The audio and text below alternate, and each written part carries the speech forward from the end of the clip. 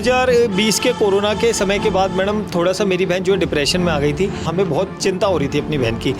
हम उसे जब भी इलाज के लिए कहते तो वो टाल दिया करती थी कि उस अस्पताल में इंसानों के साथ जानवरों जैसा व्यवहार होता है। तो उसने कोई गलत इंजेक्शन, गलत दवाई देकर उस लड़की के शरीर में रिएक्शन करवा दिया। उसके बाद उन्होंने लाल रंग का कोई फ्लूइड, कोई ब्लड कंटेंट, किसी का खून चढ़ा दिया, हमें नहीं पता क्या चढ़ा दिया, और लड़की खत्म हो गई देखती भाई। नमस्कार, आप देख रहे हैं दिल्ली क्राइम मोर्चा और आपके साथ मैं हूं परमजीत कौर। देखिए, राजधानी में जिस तरीके से, जिस कदर क्राइम बढ़ रहा है, उसी तरह से जो है अस्पतालों में डॉक्टर्स की लापरवाही बढ़ रही है।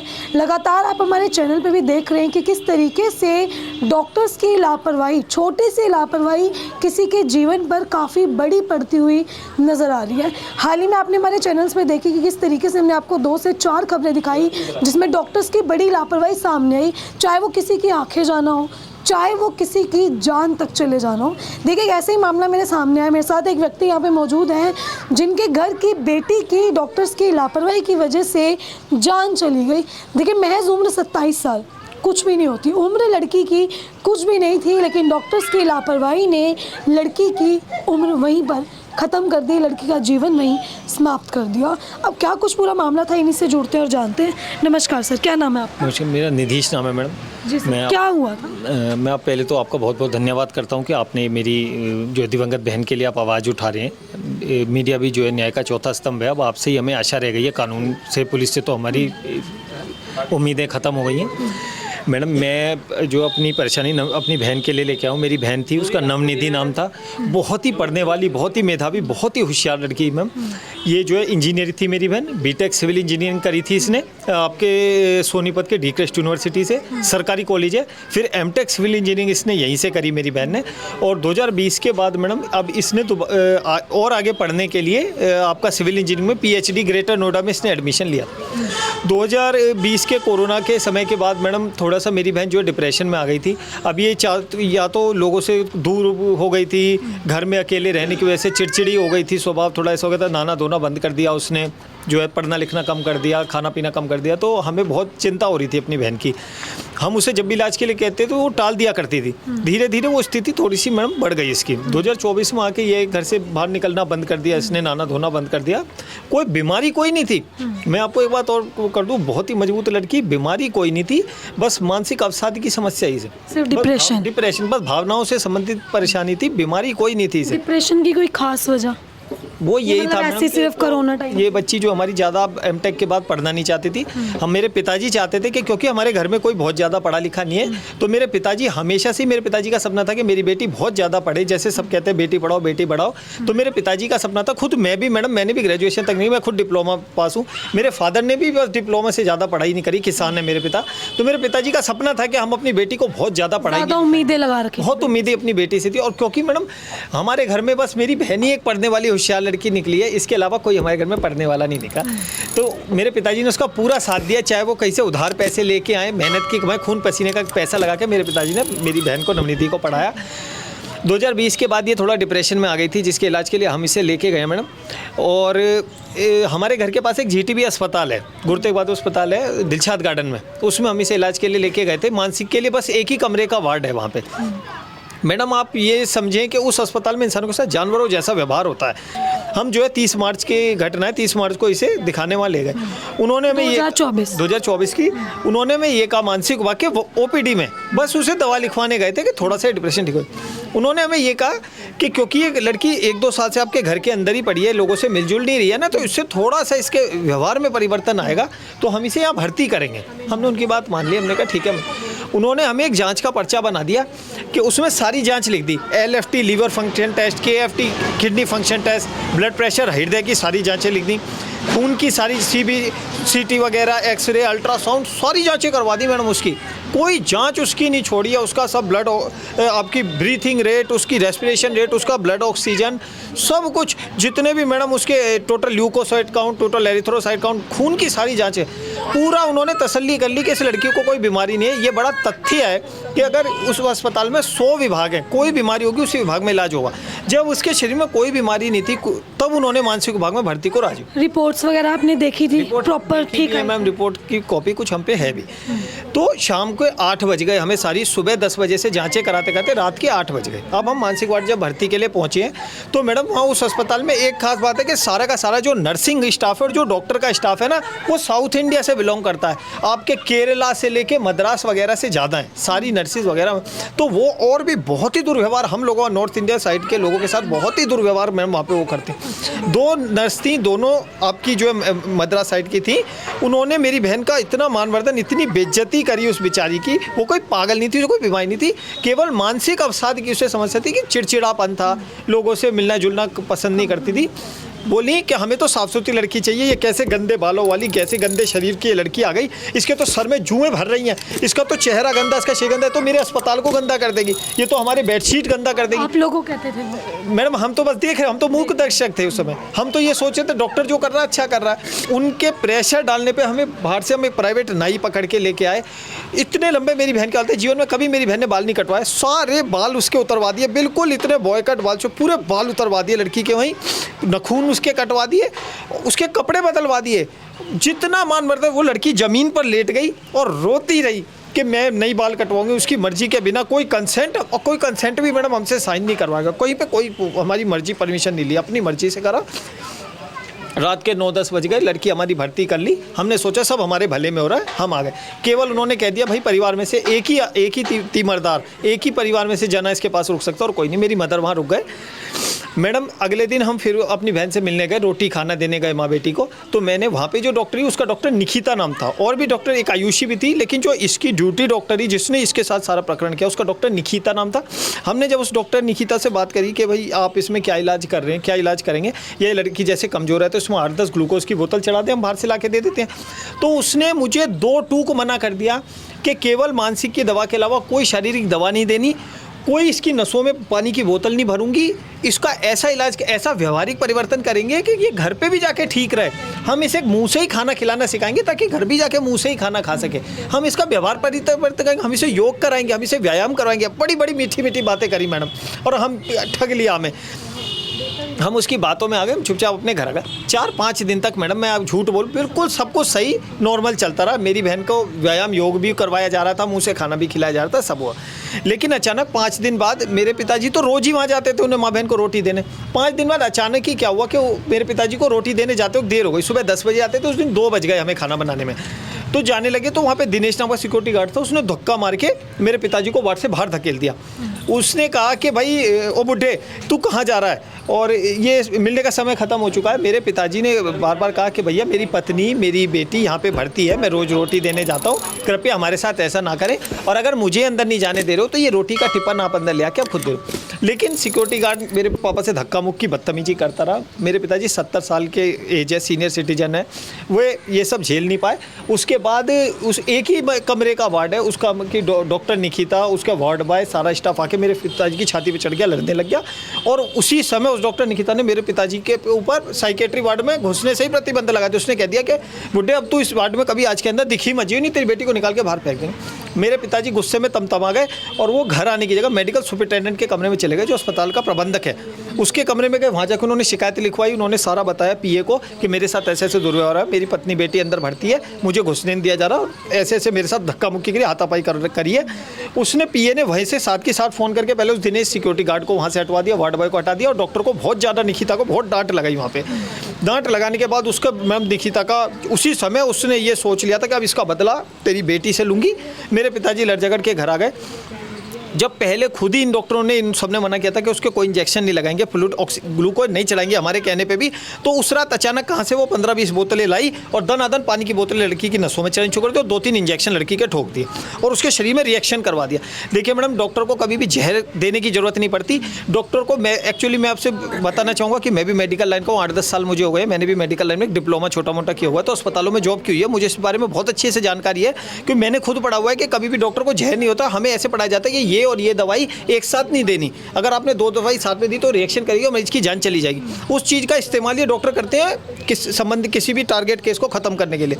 इसी तरह उसने कोई गलत इंजेक्शन, गलत दवाई देकर उस लड़की के शरीर में रिएक्शन करवा दिया। अगले दिन जब हम मिलने जाते हैं तो मैं अपनी बहन को पहचान नहीं पाया। मेरी बहन के आधे शरीर में रिएक्शन हो गया, आधे शरीर में पानी भर गया। मैंने उस निकिता के कमरे में मैं गया, मैंने उससे पूछा कि डॉक्टर साहब ये क्या हो गया मेरी को, मैं तो लड़की बिल्कुल सही लाया था। तो मैडम उसने मेरी एक नहीं सुनी, मेरी छाती पे चढ़ गई। मैंने आपको बताया कि वहाँ के डॉक्टर अपने को भगवान समझते हैं।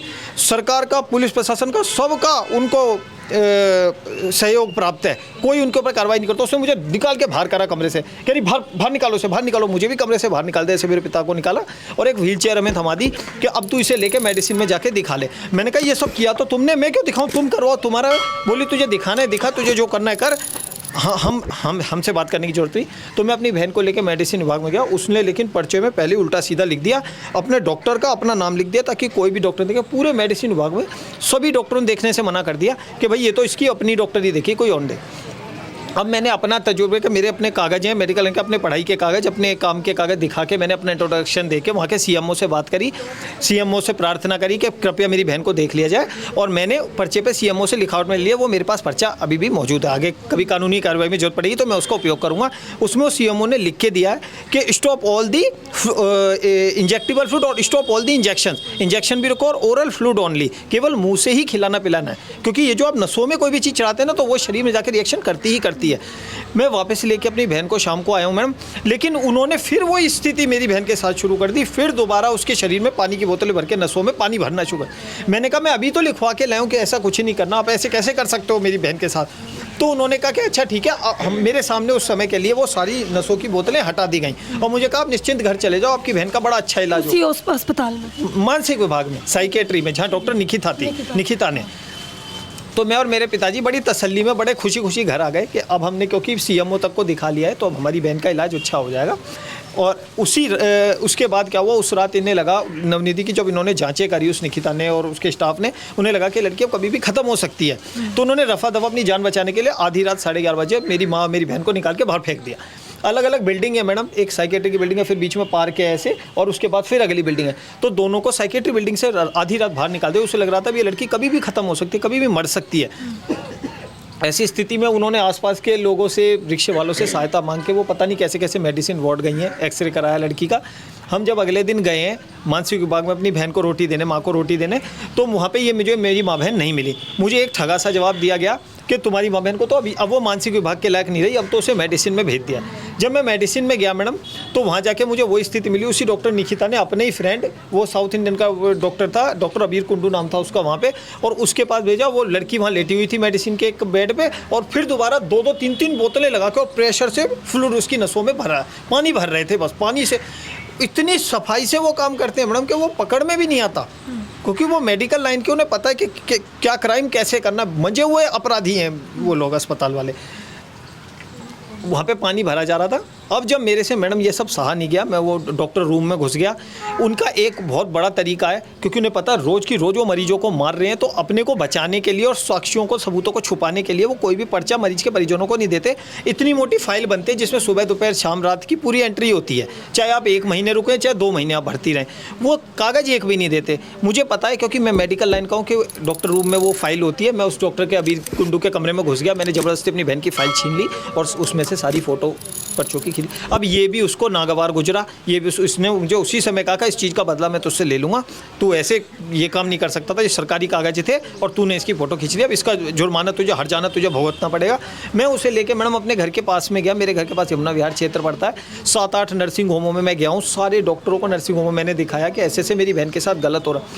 एक डॉक्टर नहीं मिला जिसने ये कहा हो कि ये इलाज सही चल रहा है। सभी डॉक्टरों ने, सभी नर्सिंग होम वालों ने हमें ये कहा कि आपकी बहन के साथ बहुत गलत हो रहा है। उस बच्ची के एक्सरे देख के उन्होंने बताया, मैं इतना जानकार नहीं हूँ, कि दोनों फेफड़ों में पानी भर चुका था, उसकी आंतों में, इंटेस्टाइन में, उसके यूरिनरी ब्लैडर, सारे शरीर में पानी भर रहा था। पूरे अल्ट्रासाउंड की सारी जांचें देख के उन्होंने बताया पूरे शरीर में फ्लूइड भर चुका। उन्होंने कहा उस बच्ची को वहाँ से हटा लो, लड़के मर जाएगी, ख़त्म हो जाएगी, उसकी जान बचानी बहुत मुश्किल हो जाएगी। मैं भागा भागा वापस आया। उन्होंने मुझे बताया एक नर्सिंग होम में एक डॉक्टर ने मुझे सलाह भी दी कि आप हेड ऑफ़ द डिपार्टमेंट से बात कर लो, शायद आपका कुछ भला हो जाए। मैं वापस आया, मैंने जाके मेडिसिन के हेड ऑफ़ द डिपार्टमेंट के रूम में घुसने लगा तो वो डॉक्टर अबीर कुंडू जो था वो एकदम से भाग के आ गया। बोला तू यहाँ का घुस रहा है, ये हमारे स्टाफ का कमरा है, तुम जैसे हम लोग यहाँ नहीं घुस सकते। क्योंकि वो चाहता था कि जो बच्ची का केस है, क्योंकि वो टारगेट करके इसको झगड़े के तौर पे बदला लेने के लिए मार रहे थे लड़की को, तो वो चाहता था कि हेड ऑफ़ द डिपार्टमेंट की नज़र में ये केस ना पाए। तो उसने बहाने से मुझे घुसने दिया और फटाफट एक पर्चा बनाया कि जा अल्ट्रासाउंड की एक पर्ची बना ला। ये 9 अप्रैल की घटना है मैडम, आखिरी दिन की बात थी। मैं नीचे गया, ग्राउंड फ्लोर पे जाके अल्ट्रासाउंड की पर्ची बना के लाया। लेकिन जब मैं वापस आया तो सबीर कुंडू के हाथ पांव फूले हुए थे, वो घबराया हुआ था और बार बार बातें बदल रहा था। क्योंकि जो आदमी चोरी करता है, गलत करता है, एक तो वो बार बार बातें बदलता है, उसके हाथ पांव फूले होते हैं, वो घबराया हुआ होता है। वो यही भूल गया कि उसने भी 5 मिनट पहले मुझे अल्ट्रासाउंड की पर्ची बनाने के लिए भेजा था और भूल के एक नई पर्ची बना दी। और उसने मुझे 1 किलोमीटर दूर राजीव गांधी की पर्ची बनाई कि एंडोस्कोपी जाँच करवा ला। मैंने कहा भाई डॉक्टर साहब ऐसे कैसे डॉक्टर हो तुम, तुम्हें तो यही याद नहीं, तुमने अभी मुझे अल्ट्रासाउंड की पर्ची बनाने भेजा था, अब एंडोस्कोपी कहाँ से आ गई। बोला डॉक्टर मैं हूँ या तू, तुझे हमारे हिसाब से चलना पड़ेगा। मैडम ये पूरे षड्यंत्र के लिए हमें लड़की के पास से हटाया गया ताकि उस बच्ची को मारा जा सके। उसे पता था मैं मेडिकल लाइन का हूँ, मुझे थोड़ी बहुत नॉलेज है, मैं अपने सामने अपनी बहन की हत्या नहीं होने देता, इसलिए उसने ये दाव चला। मैं उसकी बातों में आ गया, मैंने अपने पिता को लेके एंडोस्कोपी जाँच के लिए निकल गया। और एक और मैं आपको बात बताना चाहूँगा कि राजीव गांधी अस्पताल में उस समय एंडोस्कोपी जांच की सुविधा ही नहीं थी। ये हमें वहाँ जाके पता चला कि वहाँ पे एंडोस्कोपी की मशीन 1 हफ्ते से ख़राब थी। ये बात तो सबीर कुंडू को पता थी डॉक्टर को कि वहाँ भी एंडोस्कोपी की मशीन ख़राब है, लेकिन बस मेरी बहन से मुझे जुदा करने के लिए कुछ समय के लिए उसे समय चाहिए था उसकी हत्या के लिए, इसलिए उसने मुझे हमें वहाँ से हटाया। हम वहाँ से निकले, 1-1.5 घंटे बाद हम वापस आए तो मेरी बहन की बॉडी शरीर पर बिस्तर पे पड़ी हुई थी, कोई डॉक्टर कोई नर्स वहाँ पे नहीं था। मेरी माँ ने आसपास के प्रत्यक्षदर्शी मरीजों ने बताया कि हमारे निकलते वो डॉक्टर अबीर कुंडू के लाल रंग का इंजेक्शन लेकर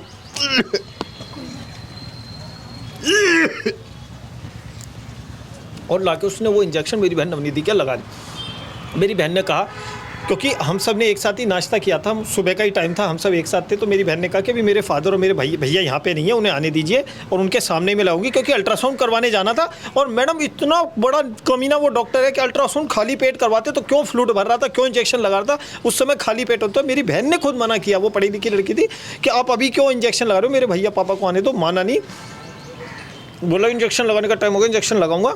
मेरी बहन के मैडम बार बार जो पानी की बोतलों से जो फ्लूइड भर रहे थे ना, तो बहन को पेशाब बहुत आता था। उसने कहा मुझे पेशाब जाने दो, मुझे पेशाब आ रहा है, बहुत जोर से मना कर दिया। बोला नहीं पहले इंजेक्शन लगा, पेशाब चाहिए। मैं उस लड़की ने कहा मुझे लैट्रिन जान दो, मुझे लैट्रिन लग रही है बहुत ज़ोर से। उसने कहा तू यहाँ से हिलेगी नहीं, इंजेक्शन लग जाएगा, फिर तुम जहाँ चाहो वहाँ चली जाना। मैडम इंजेक्शन लगते ही रिएक्शन, उसने ऐसी दवाई दी थी, क्योंकि वो एक सीक्वेंस से दवाई दे रहा था। डॉक्टरों को पढ़ाया जाता है कि ये प्लस ये 2-3 अगर आपने गलत दवाई है जिनके साइड इफेक्ट है, कॉन्ट्राइंडिकेशन है, दे दी तो मरीज खत्म हो जाएगा। उसी का उसने उपयोग करा। पहले उन्होंने फ्लूइड भरा, एल्बुमिन की बोतलें भरी, उसके बाद उन्होंने लाल रंग का कोई फ्लूइड, कोई ब्लड कॉन्टेंट, किसी का खून चढ़ा दिया, हमें नहीं पता क्या चढ़ा दिया, और लड़की खत्म हो गई। देखती वहीं जैसे इंजेक्शन लगा लड़की वहीं की वहीं डेथ हो गई, लड़की खत्म हो गई। तो वो डॉक्टर नर्सें वहाँ से भाग गए छोड़ के, क्योंकि वही वाला समय होता आधे घंटे का जब उसको CPR दिया जाता है, ऑक्सीजन दिया जाता है, उसकी छाती दबाई जाती है, ऐसे गए हुए मरीज की जान बचाने की कोशिश होती है। खुद उसने ख़त्म करके भाग गए और मैं और मेरे पिता सहायता ना कर पाए, उसे लेके भाग ना पाए, इसलिए हमें पहले पूरी साजिश करके वहाँ से हटा दिया। ये सब हो गया। जब हम वापस आए हमने पुलिस बुलाई मैडम, जो 100 नंबर की पुलिस वाले हैं, उन्होंने हमारी बात भी सुनी, मैंने कुछ वीडियोग्राफी की हुई है, उन्होंने हमारी सहायता करी। उस डॉक्टर अबीर कुंडू को उन्होंने हिदायत दी कि बिजली के झटके देके इसको कुछ करे। उसने बिजली के झटके देने से साफ मना कर दिया। इलेक्ट्रिक डिफाइब्रिलेशन होता है जिससे रुकी हुई हृदय गति भी कई बार चल जाती है। उस डॉक्टर ने साफ मना कर दिया कि मैं इसे कुछ नहीं कर सकता इस केस में, ये लड़की तो इसकी मृत्यु हो गई है।